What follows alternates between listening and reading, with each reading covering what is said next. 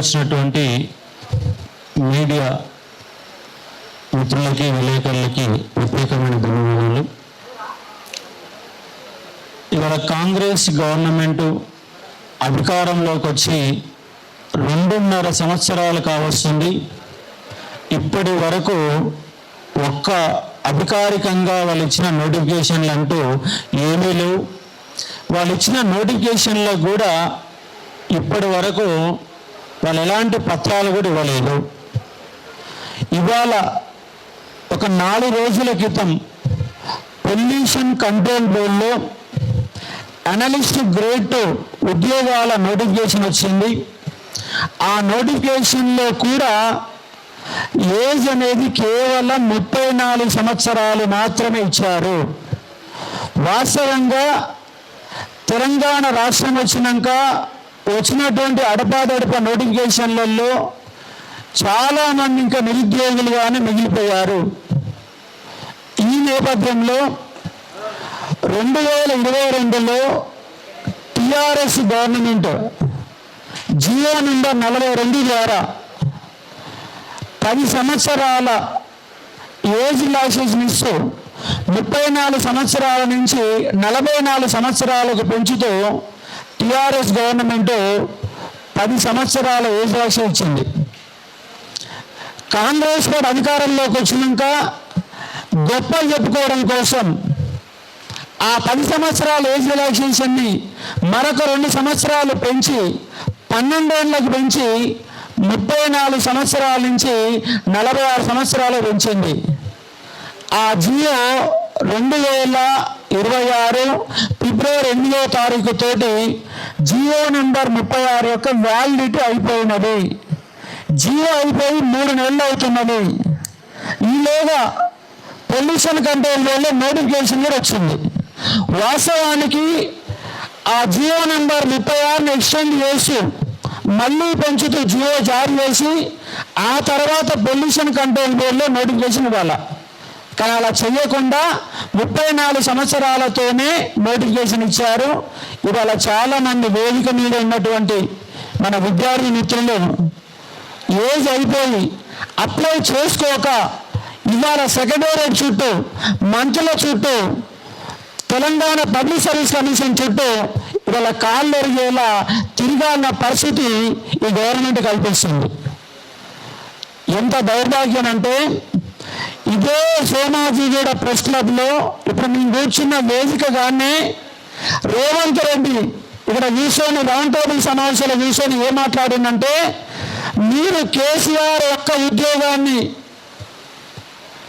కేసీఆర్ని ఉద్యోగంకి వెళ్ళి ఊడబికేస్తే మీకు 2 లక్షల ఉద్యోగాలు ఇస్తామని కరెక్ట్ ఇక్కడే చెప్పి మాట మార్చారు. రాహుల్ గాంధీ గారు తీసుకొచ్చారు, ప్రియాంక గాంధీ తీసుకొచ్చారు. చివరికి అతిపెద్ద మేనిఫెస్టోని తయారు చేసి ఆ మేనిఫెస్టోలో 2 లక్షల ఉద్యోగాలు ఇస్తామని ఫేజ్ 1 అని, ఫేజ్ 2 అని, ఏప్రిల్లో మేలో ఫేజ్ 1 అని చెప్పేసి, ఆ తర్వాత నవంబర్ డిసెంబర్లో ఫేజ్ 2 అని చెప్పేసి, సెప్టెంబర్ 17లో ఉద్యోగాలు ఇస్తామని, జూన్ 2లోగా మొత్తం నియామక ప్రక్రియకు సంబంధించినటువంటి ఖాళీలను గుర్తిస్తామని ఎన్నో మాటలు అబద్ధాలు చెప్పారు. ఇవాళ అధికారంలోకి వచ్చినాక ఈ గవర్నమెంటు దగిల్బాజీ గవర్నమెంటుగా మారిపోయినది. రేవంత్ రెడ్డి అనే వ్యక్తి తెలంగాణ రాష్ట్రానికి అరిష్టం పట్టినట్టుగా తయారైండు. అరిష్టం పట్టింది. రేవంత్ రెడ్డి వల్ల తెలంగాణ రాష్ట్రానికి అరిష్టం పట్టింది. ఎట్లా అరిష్టం పట్టిందంటే ఇవాళ అన్ని రకాల బిజినెస్లు మొత్తం కొలాప్స్ అయిపోయినాయి. ఈయన రూపాయిని సృష్టించే శక్తి లేదు. డబ్బుల్లో కానీ నోటిఫికేషన్లు ఇస్తలేడు, రిటైర్డ్ అయిన వాళ్ళకి బెనిఫిట్స్ ఇస్తలేడు, ఏది లేకుండా అంత గందరగోళమైంది. అందుకే మేమేమంటున్నామంటే ఈ రేవంత్ రెడ్డి ఏజ్ పెంచి మీరు ఇచ్చినటువంటి 2 లక్షల ఉద్యోగాల నియామకం కోసం రేవంత్ రెడ్డి ఇల్లుని 1,00,000 మందితో ముట్టడి చేయబోతున్నాం. 1,00,000 మందితో రేవంత్ రెడ్డి ఇళ్ళని ముట్టడి చేస్తాము. ఎందుకంటే ప్రభుత్వాన్ని మొత్తం ఆయనే గుప్పెట్లో పెట్టుకున్నాడు. వాళ్ళ అధికారం మాటలు నడవట్లేవు, మంత్రుల మాటలు నడవట్లేవు. ఆయన మొత్తంగా సుల్తాన్గా మారిపోయి వ్యవస్థను మొత్తం భ్రష్టు పట్టించి తన కంట్రోల్లో పెట్టుకున్నాడు. విద్యాశాఖ ఆయనకన్నా పెట్టుకున్నాడు, దానికి సంబంధించి ఎలాంటి నిర్ణయాలు ఉండవు. హోంశాఖ ఆయన దగ్గరనే పెట్టుకున్నాడు, ఎలాంటి నిర్ణయాలు ఉండవు. ఇవాళ పోలీసు రిక్రూట్మెంట్ నోటిఫికేషన్ వచ్చి దాదాపుగా 4 ఏళ్ళు అవుతుంది. టీఆర్ఎస్ గవర్నమెంట్ ఏమో 2022లో నోటిఫికేషన్ ఇస్తే ఇవాళ 2026 వచ్చింది. ఆ గవర్నమెంట్ అయిపోయింది. వాళ్ళు ఇచ్చిన 15,400 ఉద్యోగాలకు సంబంధించి పత్రాలు మాత్రం ఇచ్చారు. గురుకులాలకి 9,000 ఉద్యోగాలు గత గవర్నమెంటే నోటిఫికేషన్ ఇచ్చి ఎగ్జామ్ పెట్టి అన్ని రకాల ప్రక్రియ పూర్తి చేసిన తర్వాత పత్రాలు మాత్రమే ఇచ్చాడు. గ్రూప్ 4లో పత్రాలు మాత్రమే ఇచ్చాడు. ఈయన కేవలం పత్రాల సీఎం మాత్రమే అయ్యిండు. వీళ్ళు అసెంబ్లీ సాక్షిగా 965 ఉద్యోగాలు ఇచ్చామని, దానిలో 50,000 ఉద్యోగాలు గత గవర్నమెంట్ జారీ చేసిన వాటికి పత్రాలు ఇచ్చామని, 17,000 ఉద్యోగాలు మేము ఇచ్చామని అసెంబ్లీ సాక్షిగా చెప్పడం జరిగింది. కానీ మీటింగుల్లోనేమో 50,000 ఇచ్చినాం, 60,000 ఇచ్చినాం, 70,000 ఇచ్చినాం, 1,00,000 ఉద్యోగాలు ఇచ్చామని చెప్పేసి అరాజు పాట పాడారు. తీరా చూస్తే 2.5 సంవత్సరాలు అయింది, ఒక్క నోటిఫికేషన్ కూడా ఇంతవరకు జారీ చేయలేదు. ఇచ్చిన నోటిఫికేషన్ కనీసం ఏజ్ కూడా పెంచలేదు. అంటే ఫస్ట్ నిరుద్యోగులు అనే వాళ్ళు ఉద్యోగాల గురించి అడుగుతున్నారు. ఉద్యోగాలు కాదు, ఫస్ట్ ఏజ్ పెంచాలన్నటువంటి ఉద్యమాలు చేయాలన్నట్టుగా ఇవాళ రేవంత్ రెడ్డి సర్కారు యొక్క ప్రభుత్వం యొక్క విధానం అనేది కొనసాగుతుంది. కాబట్టి తక్షణమే మాకు ఏజ్ రిలాక్సేషన్ 34 ఏళ్ళ నుంచి 46 సంవత్సరాలకు పెంచకపోతే రేవంత్ రెడ్డి ఇల్లుని 1,00,000 మందితో ముట్టడి చేస్తాం. నువ్వు ఎక్కడ పారిపోయి దాక్కుంటావో చూస్తాం. ఆల్రెడీ నీ పని అయిపోయింది.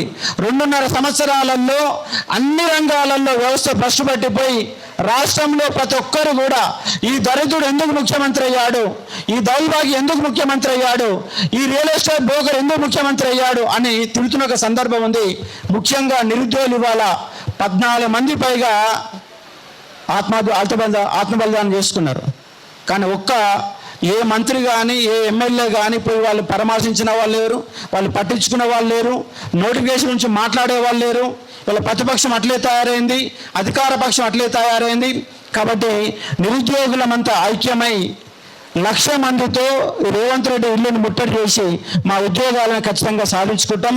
కాబట్టి ఖచ్చితంగా ఏజ్ పెంచాల్సిన డిమాండ్తోని ఇవాళ ఈ సోమాజిగూడ వేదికగా అయాల పీసీ అధ్యక్షుడిగా ఉండి హామీలు ఇచ్చినట్టు ముఖ్యమంత్రిని నిలదీయడం కోసం ఇక్కడ మేము ప్రెస్ మీట్ పెట్టి ఇక్కడ మేము మా యొక్క ప్రభుత్వానికి విజ్ఞప్తి అనేది చేస్తూ ఉన్నాం. ప్రభుత్వం అధికారంలోకి వచ్చి ఉద్యోగాలు ఇవ్వమంటే కనీసం ఏజ్ కూడా పెంచలేని ఒక పరిస్థితులలో ఈ గవర్నమెంట్ ఉన్నది.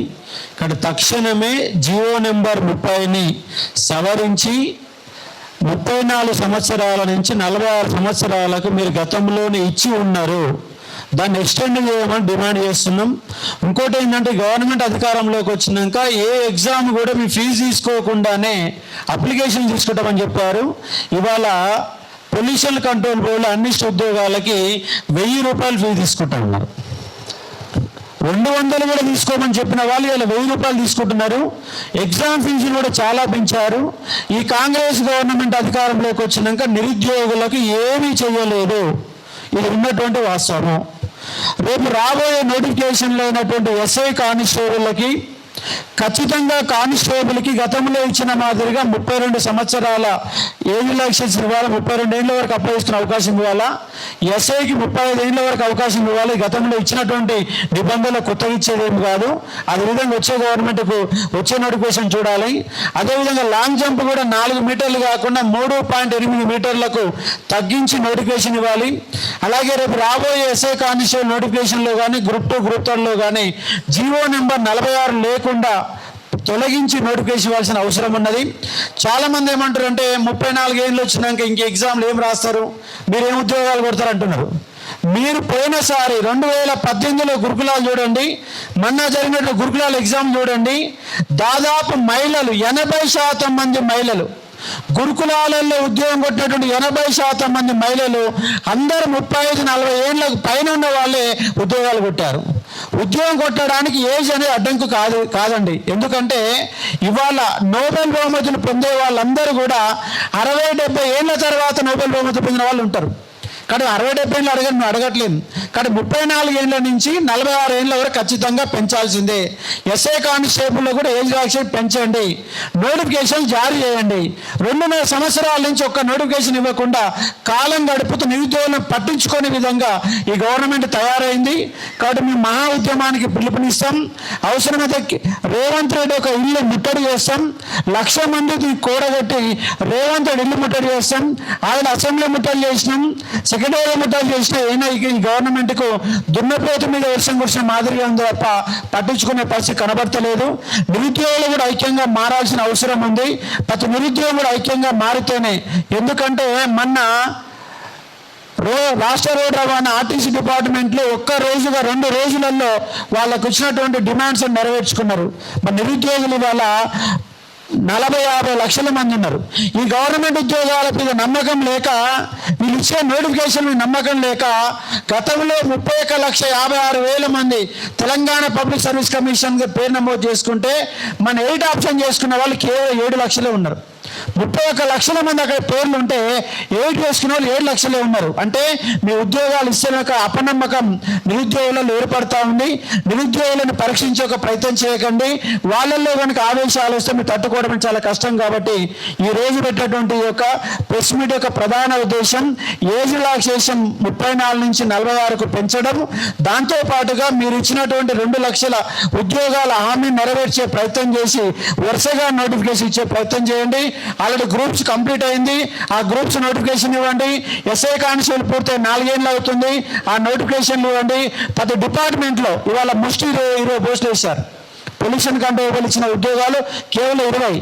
అప్లికేషన్లు ఎన్ని వస్తాయంటే 20,000 అప్లికేషన్లు వస్తాయి. మనిషికి 1000 రూపాయలు అడుగుతున్నారు. ఇలా 2 కోట్ల రూపాయలు తెలంగాణ పబ్లిక్ సర్వీస్ కమిషన్కి ఫీజుల రూపంలోనే వస్తాయి. తెలంగాణ పబ్లిక్ సర్వీస్ కమిషన్ కూడా నిరుద్యోగులు పట్టించుకోవడం లేదు. మేము మన టీఎస్పీసీ పోతే కనీసం పట్టించుకునే పరిస్థితి కూడా కనపడలేదు. ఒక డస్ట్బిన్ లాగా మార్చారని మేము క్వశ్చన్ చేస్తే దాన్ని మొత్తంగా రిపేర్ చేసి బాగా చేసి ఒక ప్రయత్నం చేశారు. కాబట్టి ఖచ్చితంగా మా నిరుద్యోగుల యొక్క ఇచ్చిన హామీలు నెరవేర్చాలని ఈ యొక్క మీడియా సమావేశం యొక్క ప్రధాన ఉద్దేశంగా చెప్పదలుచుకున్నాం. ఈ సమావేశానికి వచ్చి మా యొక్క సమాచారాన్ని ప్రభుత్వం చేరే విధంగా ప్రయత్నం చేసినటువంటి మీడియా మిత్రులకి, జర్నలిస్టులందరూ కూడా ప్రత్యేకంగా కృతజ్ఞతలు చెప్తాను. Thank you.